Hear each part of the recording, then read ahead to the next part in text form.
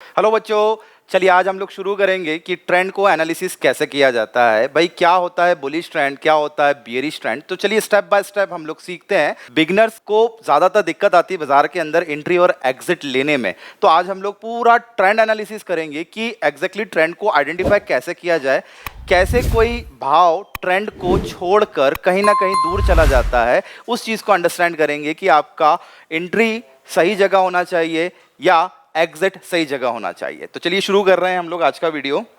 Basically आप लोगों ने जब ट्रेंड को एनालिसिस किया होगा तो ट्रेंड को एनालिसिस करते वक्त आप लोगों को इस टाइप का व्यू दिखता है बाजार के अंदर कि कोई शेयर जब 100 रुपए से बढ़कर वो 200 रुपए हो जाता है तो 200 रुपए से घटने के बाद वो 150, 150 से सीधा फिर डबलिंग 300, 300 से 250 और 250 से direct 500। So this is a flow of a trend, है ना। तो सिंपल सा फंडा आप समझिए कि आपका एंट्री हमेशा कहाँ होता है। एक ज़्यादातर बाजार के अंदर वो लोग बात करते हैं कि भाई जहाँ से एंट्री लेता हूँ वहाँ से बाजार गिर जाता है, जहाँ पर बेचता हूँ वहाँ से बाजार बढ़ जाता है, या सिंपल वाइस वर्सा, यानी जहाँ पर एंट्री लेना चाहते हो वहाँ से बाजार पूरी तरीके से अपोजिट हो जाता है। तो मेक श्योर आपका एंट्री हमेशा गलत होता है। अब एंट्री आप लोग कहाँ लेते हैं? एंट्री लेते हैं आप लोग इस पीक पर, ठीक है।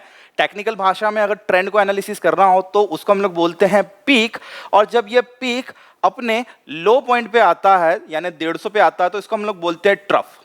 ट्रफ यानी एक टाइप का सपोर्ट लेवल हो गया और पीक एक टाइप का रेजिस्टेंस लेवल हो गया। तो रेजिस्टेंस और सपोर्ट लेता हुआ बाजार ऊपर की तरफ ट्रेंड को कंटिन्यू करता रहता है। बेसिकली यहां पर आप लोगों को एक रिदम दिखेगा।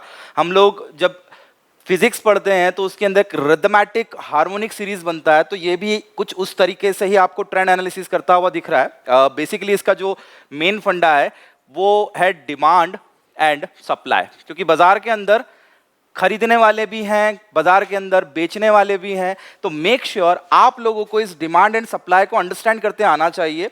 जब भी डिमांड ज़्यादा हो जाता है और सप्लाई कम होता है तो भाव कंटिन्यूसली बढ़ने लगता है, और इसका उल्टा कर दिया जाए, जब सप्लाई ज़्यादा हो जाता है और डिमांड कम हो जाती है तो भाव कंटिन्यूसली गिरने लगता है। So this is how you can identify a trend.